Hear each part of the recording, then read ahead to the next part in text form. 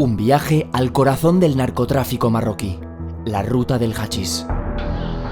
Un imperio clandestino que cada año introduce más de 700 toneladas de hachís en Europa. Esta guardería se puede llevar toneladas de kilos. Ahora mismo hay casi 3 toneladas.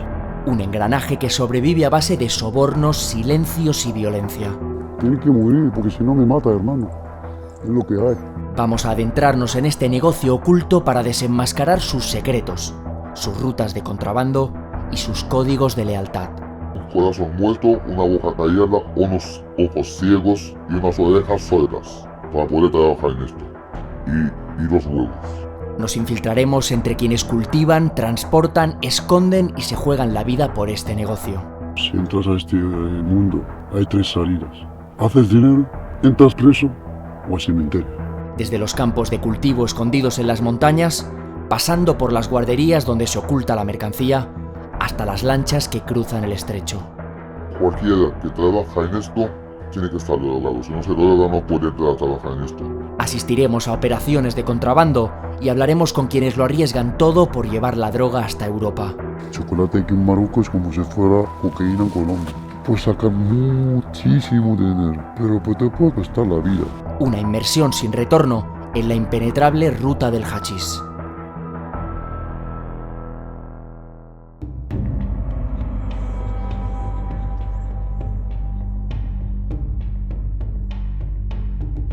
Nuestra inmersión en este negocio millonario nos lleva hasta Tánger, una ciudad costera del norte de Marruecos que en la última década se ha convertido en el punto de encuentro entre las organizaciones criminales europeas y los clanes marroquíes. Aquí es donde arranca el negocio, y también el lugar en el que espero encontrar la llave que pueda abrirnos la puerta de este mundo clandestino. Gracias a nuestro contacto, nos citan en un cafetín a las afueras de la ciudad, al que debo ir solo y, por supuesto, sin cámaras ni móvil.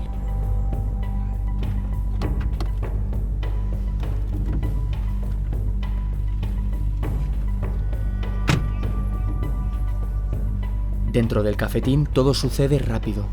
No hay presentaciones ni explicaciones, solo una advertencia clara. Si dudan de nosotros, si nos movemos fuera del guión, habrá consecuencias. Bueno, ya nos conocen, ahora solo falta esperar que piensen que somos de fiar y solo podemos esperar a recibir alguna llamada o noticias. Dos días después llega la llamada que estábamos esperando. La organización ha decidido abrirnos una puerta que rara vez se abre. Dejamos atrás la ciudad para adentrarnos en un territorio aislado en las montañas del norte de Marruecos. Allí, escondido en su guarida, nos espera un hombre que lleva años en busca y captura. Un fantasma para las autoridades, pero una figura clave en la maquinaria del hachís. ¿Dónde nos encontramos ahora mismo? En la montaña. Estamos en un sitio que no lo sabe nadie. Y aquí tenemos armas que no se ve aquí mucho en Marruecos. Nosotros lo tenemos porque trabajamos en grande. ¿A qué te dedicas exactamente? Tráfico de hashish. Tráfico de hashish con traficantes grandes que suben mercancía a España. Las mulas que tragan, también trabajo con ellos. La gente que vende aquí en la ciudad, la gente que fuma porros, fuma kife. ¿Es verdad que la mayoría del hachís que se produce aquí en Marruecos se va hacia España?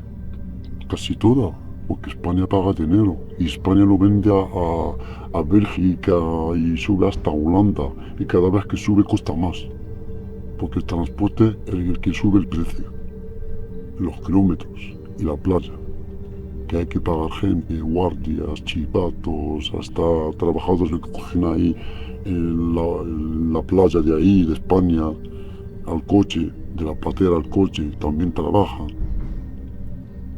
¿Y tú dirías que, a pesar de los peligros que tiene esta vida, vale la pena? Voy a hablar de mí. A mí me gusta, me encanta hacer esto, tío. Porque es lo mío. Yo nunca he trabajado en mi vida. Yo no sé lo que es trabajar. Mi trabajo es este, traficar. Antes robaba a los traficantes la droga, no dinero. Si encuentro dinero me los llevo, pero a los traficantes. No a los pobres, ni a la gente que trabaja, ni nada. A los que venden drogas. de hashish hasta heroína. Se lo robaba.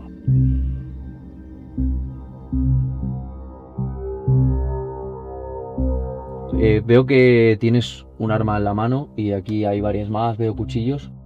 Me pueden dar el tiro. Yo no me separo de esta. Yo duermo al lado mía. Esta y la segunda, los perros. Ese es una cría, porque este es muy conocido mundialmente. O sea, esto es mi protección, los perros y esto. Si no es esto, no hay nada, porque las navajas a lo mejor no ves a uno y a otro no, porque es de noche y el bosque. O sea, cuando sacas esto, das el primer golpe, el primer tiro, se agachan o se van corriendo. Me salvo.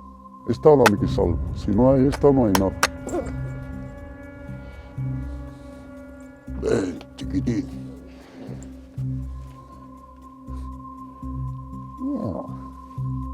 ¿Y alguna vez te has visto obligado a usar un arma como esta? Sí, lo hemos obligado, lo hemos usado.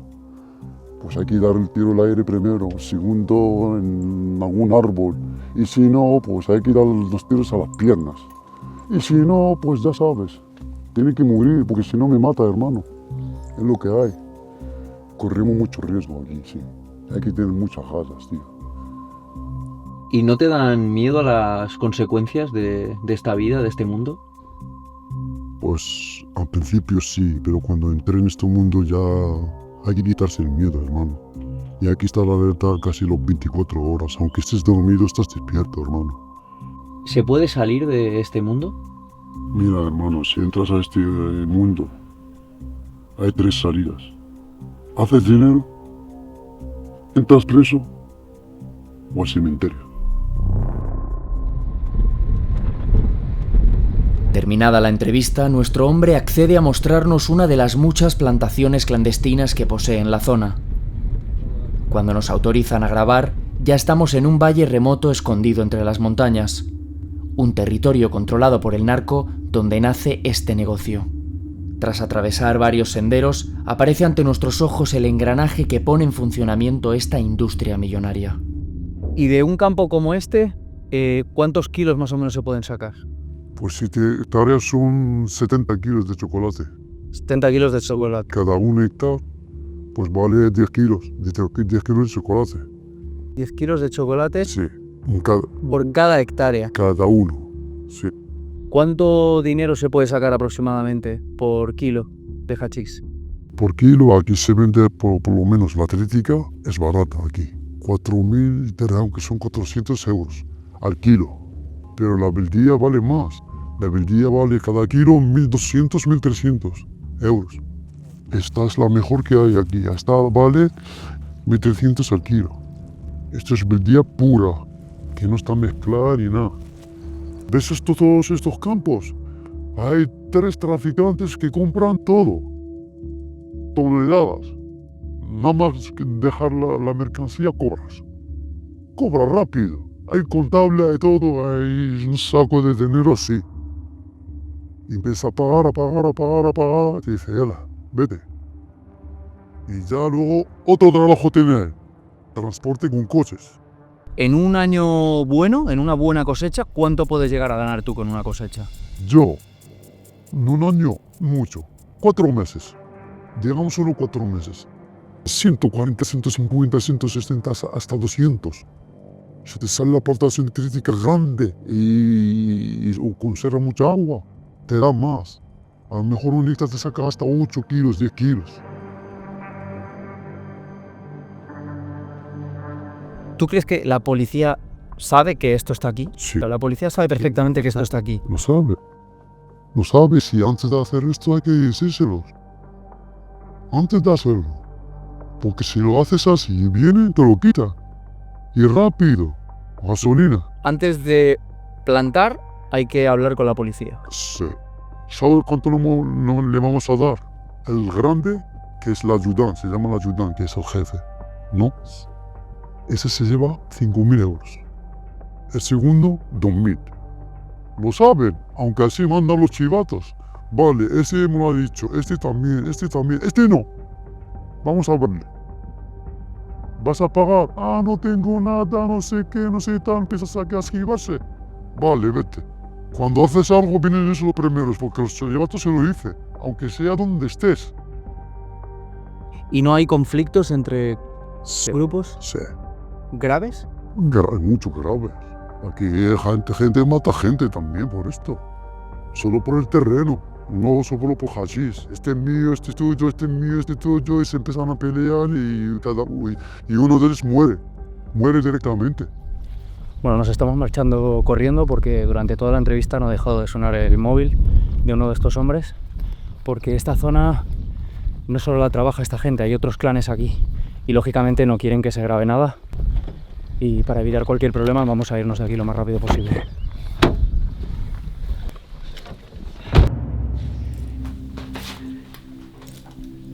Horas después de abandonar la zona, nuestro contacto recibe un encargo. Debe mover una pequeña cantidad de hachís a través de las montañas. Pero en este mundo nada es del todo seguro. Y en estas montañas hay clanes rivales dispuestos a interceptar la mercancía. Cada vez que hacemos ese trabajo, siempre hay que venir armados y bien preparados, ¿no ves? La hacha, la moto, pase de salir, y las navajas, por si acaso, y ya está, nada más.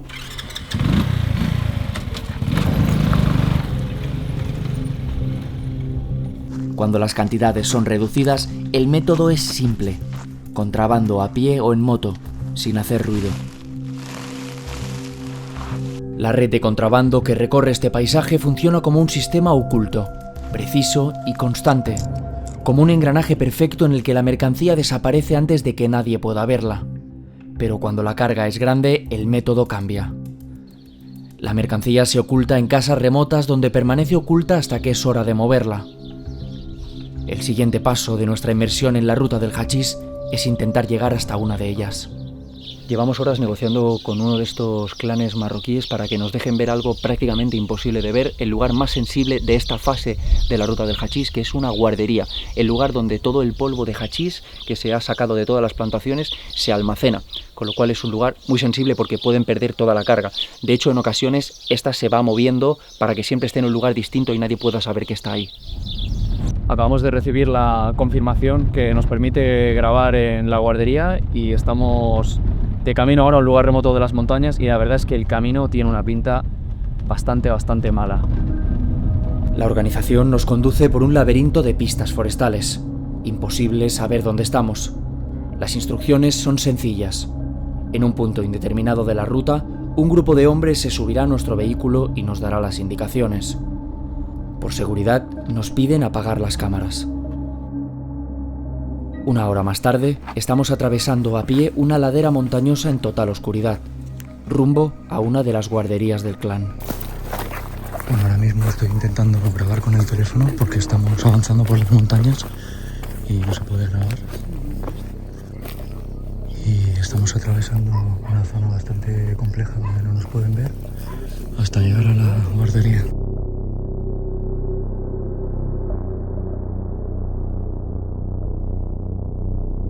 Cuando por fin encendemos la cámara, frente a nosotros tenemos 60 kilos de hachís. Un cargamento que la organización tiene listo para poner en movimiento. Te voy a explicar esto rápido porque no tenemos tiempo. Esta guardería se puede llevar toneladas de kilos y está la más pequeña. Y lo que pasa es que aquí hay mucho terreno para hacer plantación de detrítica. Son detrítica porque hay mucha agua aquí, en esta zona, en esta montaña. Esto es la primera calidad que tenemos aquí en esta zona. Si te fijas, está muy blanca y brillante. Son la misma clase. ¿Por qué? Porque aquí en esta zona solo tenemos una clase, la mejor clase que hay. La blanca, la vertical blanca. ¿Hasta cuántos kilos puede haber en un lugar como este? Toneladas. Ahora mismo con casi 3 toneladas. Ahora mismo. Y no hay mucho, porque no es la época. Esta está, si la tocas, está muy fría. Sale del frío, del hielo. Si no está en el hielo, se pone negra. Como que te enseñé antes, no lo llevo ahora. Por ejemplo, esta también está fría, ¿la ves? Para que se quede su potencia y todo. ¿Qué es este dibujo que veo aquí? Esta es la marca del dueño. el BMW. Esta es la marca del dueño, lo sabe él. Él lo sabe. Él lo sabe, nosotros también. Esta es la marca. Esto era antes así. Lo hacemos así en balas para que lo traigan los españoles y lo suben a España. Esto se llaman las mulas. Aquí en Marruecos le llaman las mulas. Porque se llaman esto en el estómago. De aquí, ¿esto a dónde va? Esto, lo primero, va a una zona aquí en el bosque. En el bosque andando, con la moto, o con las mulas. Y luego se parte en coches. A lo mejor hay 2 traficantes grandes que entran por toneladas, compran toneladas. Toneladas de un producto cuya demanda no deja de crecer. Este alijo supone apenas un pequeño porcentaje del narcotráfico que mueve estas montañas. De pronto, la señal de uno de los hombres pone fin a nuestra entrevista antes de que podamos terminarla. Hemos tenido que salir corriendo de la guardería porque al parecer alguien los ha alertado de que había movimiento en la zona y esto no es un juego. Aquí los robos de mercancías son muy comunes, así que nos han dicho que teníamos que abandonar la zona y estamos saliendo de aquí lo más rápido que podemos. Antes de seguir con mi viaje, quiero entender algo más. ¿Cómo se convive con el miedo? Con el riesgo constante. Siempre armado. Siempre huyendo. ¿Tú qué dirías que es lo más importante que hay que tener para estar en este mundo? En el mundo del narcotráfico. Tienes que ser un hijo puta porque no estás vendiendo patatas o cebolla. Estás vendiendo chocolate. Chocolate aquí en Marruecos es como si fuera cocaína en Colombia. Es lo mismo. ¿Sabes lo que te digo? El mismo riesgo. Lo que pasa es que la cocaína vale cara y el chocolate un poquito. Esto puede sacar muchísimo dinero, pero pues te puede costar la vida. Te puede costar la vida y todo el rato, todos los días, todas las horas, no puedes. Corres riesgo todas las horas, todos los minutos. Te puedes adelgazar, te puedes hasta no comer y no te enteras, tomando café todo el rato para quedar despierto. Y yo tengo mis colegas toman cocaína y todo para quedarse despiertos. Sí, te puede costar la vida esta mierda, colega. Yo he visto cosas más, cocaína y tal. Y cuando cogí esto la primera vez decía que esto no vale nada, que no corre riesgo. Pero sí corre riesgo, cuando entré a este mundo sí corre riesgo. Y yo como hacía otras cosas que tú sabes, digamos que tengo un poquito de cojones para entrar en esta mierda. Sí puedo. Con la ayuda de Dios y de colegas y tal, sí entro, puedo. Y ojalá aguanto. Supervivencia. A eso se reduce la vida de quienes deciden entrar en este mundo. Dormir con un arma al alcance, sin confiar en nadie y con la certeza de que mañana puede ser el último día.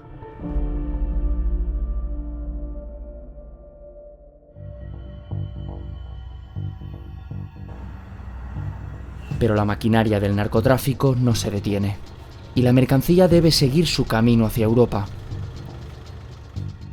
La organización accede a mostrarnos uno de los procesos más delicados, los llamados clavos, donde la carga se esconde cuidadosamente en el interior de vehículos adaptados. De hecho, aquí tenemos la mercancía que van a colocar, parte de la mercancía, son 2 kilos de hachís que van a ir en esa furgoneta que tenemos detrás. تقريبا الحديد كامل يعني الطوموبيلات كاملة ولكن أكثريا كيبقى الحديد الألمان يعني فيه واحد المساحة كيعطيك واحد المساحة كبيرة يمكن تقدر تخبى الصخرة ديالو. En un vehículo de estas características se pueden llegar a esconder bastantes kilos, en este caso lo que están poniendo es muy poco y por eso lo están haciendo en la parte delantera del vehículo, que parece ser la más fácil de montar y desmontar. De todas formas nos han contado que hay maneras de esconderlo muchísimo mejor, pero que no nos lo van a mostrar, así como formas para que pase inadvertido por los perros o que no sea detectado por los escáneres. Pero lo que vemos es una manera habitual de trabajar y es como se suele transportar la droga. Este delicado proceso debe ejecutarse minuciosamente, garantizando que en caso de inspección la policía no logre detectar la mercancía. Aquí no hay lugar para la improvisación, solo manos entrenadas para convertir un coche cualquiera en una cápsula de contrabando. Un sistema discreto y eficaz que permite a los clanes del narcotráfico mover su mercancía a través del país. Hasta que llega el momento de cruzar el mar. Con la droga ya en la costa, comienza la parte más arriesgada: cruzar el estrecho.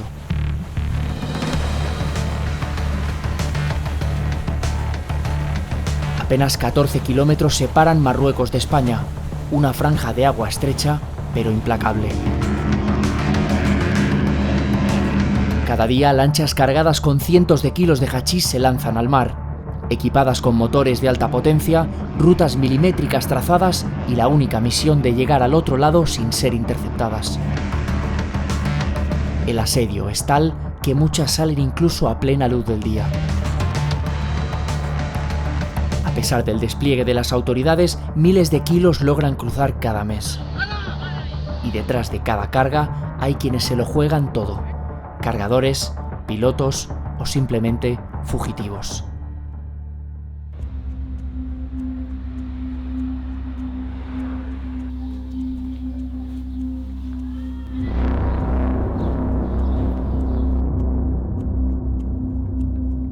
¿Qué es lo que hay que tener para trabajar en esto? Un corazón muerto, una boca callada, unos ojos ciegos y unas orejas sordas para poder trabajar en esto. Y los huevos. ¿En qué consiste exactamente el trabajo? Cuando vienen a verte, te dan un código, tú sabes el código cuál es. Si es el código A o el código B, o sea, el A es inmigración, el B es mercancía, o sea, es muerto. Una carga dura como una hora y media, 2 horas. Depende del momento que te van a dar la señal. Si queda la goma, si mete la goma como a 30 metros y tú tienes que meter la mercancía para dejarla en la goma. Porque la goma no puede salir más para afuera. Tiene que estar por lo menos a unos 25 metros, 30 metros fuera de la arena. ¿Qué nivel de involucración tienen las autoridades en este tipo de operaciones? Un 80%. Bueno, un 89%. Casi 90%. Porque si no está involucrada ella, tú de aquí no completas el trabajo. Eso está clarísimo. Porque cuando toca trabajar, tú tienes que hablar con un intermediario que tiene contacto con la policía y con la Guardia Real. Porque cuando ya hablas con la policía y la Guardia Real, sabes que el trabajo va a salir limpio. Y se completa la misión. ¿Cuánta gente hace falta para transportar la mercancía? En la barca normalmente tiene que ir 3 personas. El piloto y el segundo y el copiloto. Porque tiene que ir 2 pilotos. Por si pasa cualquier cosa, tiene que estar el segundo presente. Y el copiloto es el que se ocupa de los motores, y cuando pasa cualquier cosa, si se quiere disparar los motores, se pone encima de los motores y así no te apuntan a los motores. Porque es mecánico además. Por si pasa cualquier cosa, él se encarga de ella. Y siempre está al lado de los motores. ¿Cuánto se gana por una carga? Hay cargas que te puedes cobrar 2.500 hasta 4.000. Y el que más cobra es el piloto. El piloto cobra 40.000 euros por el viaje. Hasta 50.000. Depende que sea muerto o que sea vivo. No importa. Que sean paquetes o que sean inmigrantes. ¿Cómo funciona logísticamente un porte con inmigrantes? ¿Es diferente de un porte de droga? Los africanos se les tenía que cadenar. Se tenía que cadenar porque la gente no sabía nadar, solía pasar problemas, se te hundían, porque mira, cuando un africano se cae en el agua, el pobre se cae como un plomo. Directamente al fondo, o sea. Y así te puede costar a ti también. Si quieres salvar la vida, no lo puedes salvar. Si está desatado, no lo puedes salvar. Tiene que ir atado. Los atábamos para poder salir de aquí tranquilamente. Porque ellos, una vez que ven las tierras españolas, empiezan a saltar de las gomas. Y como no saben nadar, pues se van al fondo. Y a nosotros nos tienen que joder la vida. Si se van al fondo, nosotros nos jodemos. Porque no puedes vivir una vida muriéndose a tu lado y la vas a dejar. Y cuando te pones a salvarla, te puede poner riesgo a ti también. Pues cuando lo atas, te quedas más tranquilo. Y así puedes entrar hasta las arenas españolas. Y los dejas en tierra directamente. ¿Cómo se lidian con las emociones en este tipo de trabajo? Cualquiera que trabaja en esto tiene que estar drogado. Si no se droga, no puede entrar a trabajar en esto. Porque tienes que estar fuera de cobertura, ¿comprendes? Igual que cuando tú coges tu teléfono y le pones en modo avión, que no conoce a nadie, pues es así. Te pones en modo avión, o sea, Te metes lo que te tienes que meter, de pastillas, de falopa, de lo que sea, comprendes. Te tienes que beber una botella de tequila, lo que sea, y echarte para adelante a trabajar. Porque en ese momento tienes el ojo de ojo y estás ciego. Y tienes responsabilidad. Y sabes que tienes un pie en la cárcel y otro en el fuego. O sea, vas entre la muerte y el fuego. Cuando llegáis al otro lado, ¿cuánta gente está esperando en España para recoger esos paquetes? Al otro lado puede que te esperen 20-30 personas. Entre los conductores de los coches y tal, todos están enmascarados. Porque cuando es un viaje de mercancía, la goma tiene que salir hasta la arena. Una vez que sales a la arena, ya sabes dónde estás, sabes dónde tienes que dejar la mercancía. Directamente encuentras los coches esperando para cargar. Y la lancha se vacía en 5 minutos, se descarga. O sea, se descarga rápidamente porque está la gente preparada esperándote ahí. Una vez que ya entras directamente, adiós. Y la lancha se queda ahí tirada. ¿Qué pasaría si se perdiera una carga, si tú estuvieras involucrado en esa pérdida? O sea, te pueden matar. Te pueden matar. Si pierdes la mercancía, te pueden matar. Y depende de la manera como se pierda la mercancía. Si la detiene la policía o la guardia vial, ¿comprendes?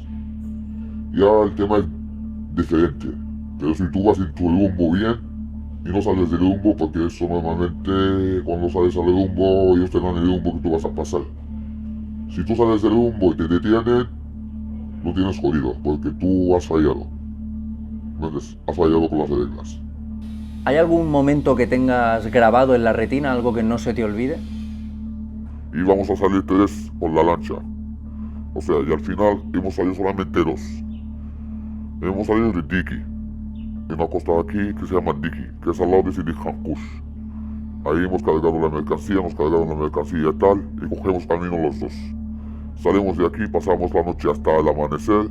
Fue cuando ya entramos a las aguas internacionales, cogemos el Guadalquivir. En el Guadalquivir nos persiguieron la guardia vial, el pájaro. En el momento que mi compañero quería abrir los paquetes, que estaban amarrados con las cadenas, cuando él ha abierto el seguro, no ha abierto el primer seguro, ha abierto el seguro de al medio. Han salido los paquetes por el medio. Lo amarró el paquete y lo bajaron al fondo con él. Ese fue el momento que se murió. Han disparado los motores de la lancha y nos detuvieron. Y mi compañero pues lo sacaron muerto, que estaba amarrado con los paquetes. Me gustaría saber qué le dirías a una persona que esté pensando en meterse en este mundo. Le aconsejaría de que no se metiera en este mundo, porque este mundo nunca se va a quedar tranquilo. Siempre va a estar asustado, siempre va a tener pesadillas en la cabeza, nunca va a dormir bien. No sabes con quién tienes problemas, con quién no tienes problemas. Te pueden matar en cualquier momento, en cualquier instante, en cualquier sitio. Y no sabes ni quién es, ni cómo, ni... Pues yo a cualquiera que se quiera meter en este mundo le digo que no, que no es un mundo bueno para él.